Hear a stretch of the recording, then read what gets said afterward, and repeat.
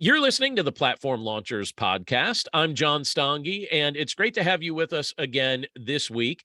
This week, we're going to be talking about guest blogging basics, and we're going to be talking about becoming a guest and inviting guests to join you. But before I get into the details of all of that and why I think that's valuable, I just want to start off with a few questions, maybe just to pique your interest a little bit here and share a little something with you that happened recently. So my first question is this: what do you find exciting? So just answer that in your own mind. What do you find exciting? What do you enjoy? What do you find exciting? Is it something like trips and vacations? Or maybe it's new purchases or maybe new experiences. I think a lot of things that we could list under the exciting banner are things that might be new or something different, new and different. But what do you find exciting? Well, I'll tell you what a child finds exciting: Nerf wars. All right. Children find Nerf wars exciting. So just last evening, I was visiting my sisters who live a couple hours from where I live. And I was enjoying dinner at my one sister's house, and she invited most of our family to attend this dinner. And so the place was filled with kids. So a bunch of my nieces and nephews were all there. And I'll tell you what I was excited about at that meal. As an adult, I was excited about the good food that my sister had made. And I was excited about the conversations around the table with family. But those of you that spend time with younger children or even teenagers, many of them find that boring. So they don't tend to get excited about good food the way an adult might sit there and savor the taste and analyze the ingredients. And they don't really get excited about conversation. They want to do something active. They find conversation and sitting around the table enjoying food boring. So because they like doing something active, my nephew got an idea. And he decided to get a bunch of his Nerf guns together, and he invited everyone, adults included, to join him outside for a Nerf battle. Now, I'll confess something to you that was probably obvious by my body language. Initially, I did not want to participate because I just wanted to sit at the table and I wanted to finish my food. But then as I thought about his invitation a little more, I thought, you know what? If I don't take him up on this invitation, I'm going to be missing out on a fun time with my nieces and nephews. I need to get up from this table. I need to get a Nerf gun, and I need to join this battle. And so I took him up on his offer, and I grabbed a Nerf gun, and I joined the fun outside in the yard. And honestly, it was a blast. And as I think about it, I just needed a little nudge to join in the fun, because I was doing what I was doing. I was sitting there. I was content just to eat my food, but I just kind of needed that extra nudge to join in the fun. Otherwise, I really wasn't going to do it. And I bring that up as an example because I actually think blogging is a little like that. Because I'm sure that right now there are people listening who do not think blogging is exciting. Maybe some of our members club doesn't find it exciting. I know a large percentage of our members club is active in blogging, and many of them are live on this call right here with me. But I also know that there's at least one, maybe more, member of our members club that's admitted to me, you know, and I don't really find blogging exciting. They would rather do things that they're presently doing and not worry too much about creating content that would be shared on a blog, and not even really sharing blog content on their platform at all. But I'd like to say, if that's your attitude, you're missing out on the fun. And I'm going to try to do my best to convince you that it actually can be rather fun to create content for a blog. Now, when you think about the internet, and when you think about the things that are found on the internet, most of the internet consists of blog posts. When you type a question into a search engine, many of the suggestions that you'll be given are from blogs. If you look at those suggestions, if you follow those links, you'll see they're actually from blogs. And those who shared those posts and created that blog content, what ends up happening is they frequently benefit from the traffic that their site gets because they took the time to create that content. But there's more to a blog than simply creating new content. In fact, I would contend that even if you don't like creating written content, your online platform would still benefit from having a blog.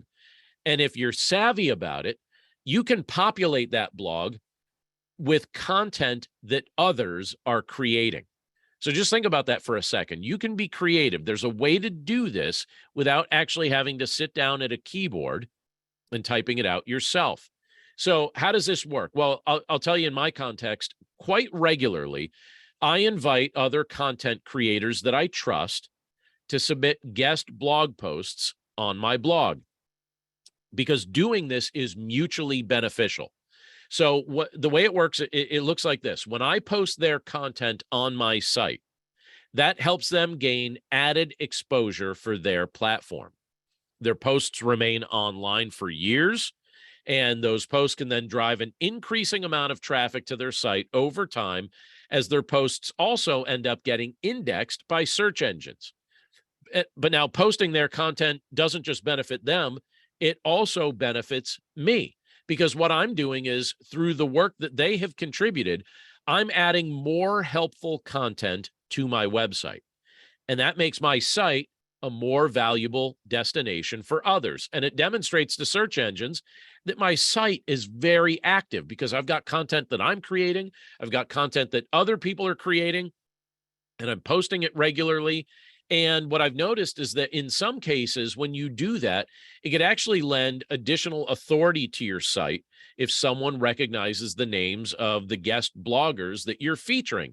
They look and they say, oh, I recognize so-and-so's name, and so is associated with you. Well, automatically that gives you credibility because of the person that you invited to be a guest poster on your blog.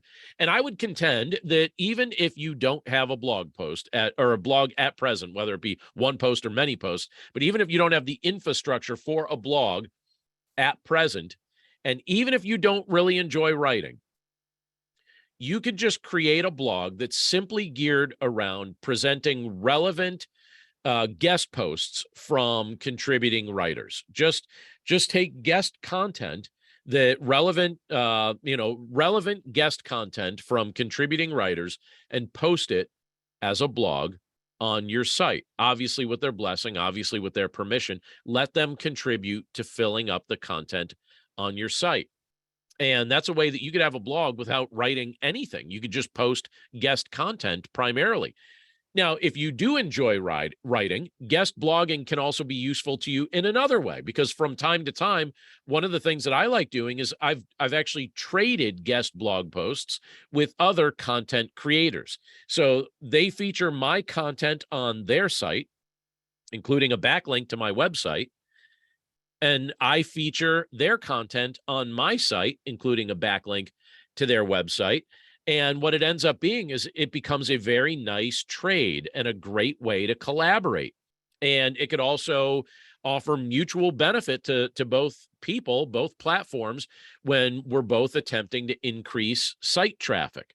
So that's a useful thing to do. So let me just suggest a few things here that might help you if this is something that you're considering. First of all, who do you know? So who do you know that might want to be featured on your website? So just think about that for a second.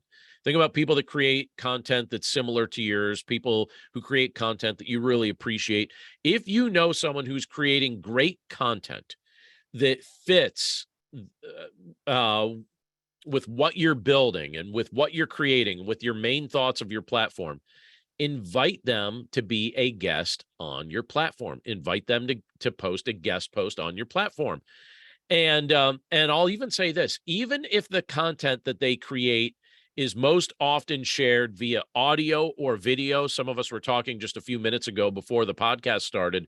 We were talking about the fact that some of us prefer creating audio content and some of us prefer creating video content. Well, you could still invite guests on to your blog, even if they primarily create audio or video. What you could do is have them send you a link to their audio or their video, along with just a couple paragraphs that supplement their video. And then you can create a blog post with a few paragraphs of text and then a link or an embedded piece of content that's either audio or video that features their content. And that's an easy way that you can connect with people that create content that's similar to what you're creating. Invite them to create guest posts on your site, maybe just a couple paragraphs of text and then their video or their audio. And it's an easy way to cross promote one another. But keep in mind, there are also sites that have been created primarily to feature guest content. And in most cases, they allow you to share content that you've already written and posted elsewhere. So let's say you're somebody who enjoys writing blog posts, and I'd put myself in that category. I like writing blog posts. I have 2 blogs that I update every single week. Sometimes I update them more than once a week. And I'm creating that content, and that exists on my websites, that exists in my platforms. And that's great, but there are sites that will be happy to feature the content that I've already created. And a good example of this is medium.com. I have referenced them before, but I'll mention them again because their site basically accepts and ranks guest submissions. So what you do is you could just literally go to their site, set up a free account. You don't have to pay anything to do this. They do have a paid option, but that's not so much something you have to worry about when you're first getting started. But you just set up a free account and then you begin posting the posts that you've already created on your site. You then post them on their platform as well. And they make it really, really easy to do that. All you have to do is get the link for your initial post and then paste it into medium.com, and then your content will automatically be posted on their site as well. It's literally that simple. And they even let you format it a little bit if you want it to look different while it's on their site. And so they want guest content. So that's a great way to promote your content on another platform for free. And medium.com is a very, very popular platform for doing things like this. But at the end of the day, the goal is to get more content in front of more eyes. So you want to be able to get your content in front of the eyes of other people. Becoming a guest blog poster on other sites and then inviting guests to be featured on your site, it helps accomplish this task. And I think it helps accomplish this in at least 4 ways. So these are the 4 ways I think it'll help you do this. It'll help drive traffic, because it'll put your content in front of new people. So you're putting your content in front of new people, that's going to drive traffic to your site. Secondly, it's going to increase your authority and your name recognition online. The more content that you're sharing, the more your content is being shared by others. It's going to drive traffic to what you're doing because it's going to increase your authority and your name recognition, and people will begin searching for you and the other content you've created because of that. I think a third way that it can help drive traffic to your platform is that it populates the internet with backlinks to your site. We were talking about this some last week, but if you want the internet to be populated with backlinks to your site that gives your site more authority, this is a great way to do that, and it's going to drive traffic to your site. And then one other thing, it creates more opportunities for your pages to be indexed with popular search engines, because every time you create a new blog post and every time you are a guest poster on another person's blog, that's just another page you've created on the internet, which is another thing for a popular search engine to discover and then index. And then again, that drives traffic back to your site. So if you're looking to get more eyes on your content, and if you're looking to increase your traffic, I would say consider becoming a guest blogger on other sites and then inviting others to create guest blog posts for your site. The more you do that, the more your content is going to be discovered and the more your content is going to be utilized. Now, a few quick thoughts before we finish up here. I mentioned this each week, but I'd love to invite you to stop by platformlaunchers.com and take a free test drive of our members club. We have a ton of video content that will help you build, grow, and monetize your online platform. I received a message this week from a brand new member to Platform Launchers, and I asked him, what you're building and what you hope to do with it. And he shared what he was building. And I'm excited to see some of that really get off the ground for him. But he said one of his long-term goals is that he would like to be able to earn a little bit more online so that he could spend more time with his family. And I would suspect that for many of those who are in Platform Launchers, that's something that many of us have thought about. That's certainly something I think a lot about. But that was one of the reasons that this one of our newer members join Platform Launchers because he wants to learn how to do that. And I can assure you that when you join our members club, you will find a lot of content that will directly help you do that. We were also talking just before we jumped on the podcast, those that are earning some income with their affiliate links and doing different things. We really want to help you do that, not just to earn an income in and of itself, even though there's really nothing wrong with that.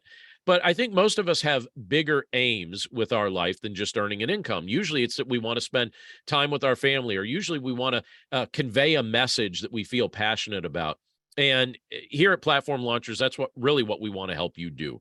So if you go to platformlaunchers.com, you can take a 2-week test drive of all our content. We don't throttle it. You get the whole thing. You can check it all out for a couple weeks and see if it's a good fit for you. And if it's a good fit, stick around long term. You get to know some really cool people and help cross promote their content and your content, and work together with inspiration and more information and accountability.